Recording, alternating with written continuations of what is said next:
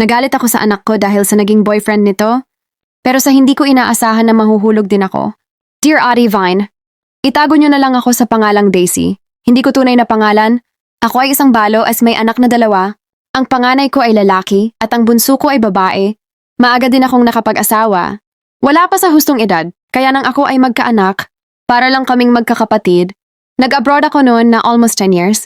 Ang asawa ko ang nagpalaki na at nag-aruga sa aking mga anak. Ako naman ang nakatoka sa lahat ng gastusin, mula sa bahay, at sa pagpapaaral sa aking mga anak. Nung naglakihan na ang mga anak ko, ay binilhan ko ng tricycle ang asawa ko para may panghanap buhay siya. Tuwing bakasyon, naman ay umuuwi ako para makasama sila, kaya hindi naging hadlang ang aking pagpag-a-abroad hanggang sa nagka-pandemic na at halos 5 taon akong hindi nakauwi ng Pilipinas. At sa 5 taon na yon, maraming nagbago, maraming nangyari. Nakasama ang asawa ko sa nagkaroon ng virus. At iyon ang naging sanhi ng pagkapanaw niya. Hindi ako nakauwi, hindi ko siya nakita kahit sa huling sandali, sobrang sakit ang naramdaman ko. Dahil kahit gusto kong damayan ang mga anak ko, hindi maaari, kaya pagka-finish ko ng kontrata ay umuwi na ako. 5 taon niyon. Nakagraduate na ang panganay ko noon at ang bunso ko naman ay graduating na rin. Sa Pinas na ako nagnegosyo. Isang tindahan dito rin mismo sa aming bahay. Makalipas nga ng ilang taon ay may asawa at nagkaapo na rin ako. Kaya ang naiwan sa akin ay ang bunso ko. Nagkaroon siya ng boyfriend noon at nakilala ko naman, yung pangalawang BF niya ay mabait at magalang na bata. Palaging nabisita dito sa bahay. Akala ko nga ito na ang makakatuluyan ng aking anak dahil nasa 3 taon na rin sila. Nagulat na lang ako nang hindi na nagpupunta sa bahay ang BF niya. Kaya tinanong ko kung ano ang nangyari. Wala na pala sila at may bago araw siyang boyfriend. Kaya nagtaka ako dahil wala naman siyang pinakilala sa akin. At medyo nagalit ako sa anak ko dahil ang anak ko pala ang nagloko at hindi ang boyfriend nito. Nagkaroon ako ng panghihinayang dahil nakilala ko naman kasi ang lalaking ito, isang araw kinausap ako ng anak ko at sinabi niya na bibisita ang boyfriend niya sa bahay. At nakiusap na huwag ko itong huhusgahan. Isang dinner ang pinaghandaan ko. Nagluto ako, nag-ayos dahil kahit hindi ako boto sa boyfriend niya, ay wala naman akong magagawa dahil mahal ko ang anak ko pagdating nila. Sa kauna-unahang pagkakataon ay nakita ko rin ang bago niyang boyfriend. Ewan ko Ate Maria pero may kumirot sa puso ko na parang isang kilig or paghanga sa lalaking ito dahil siguro isa siyang kaedad ko.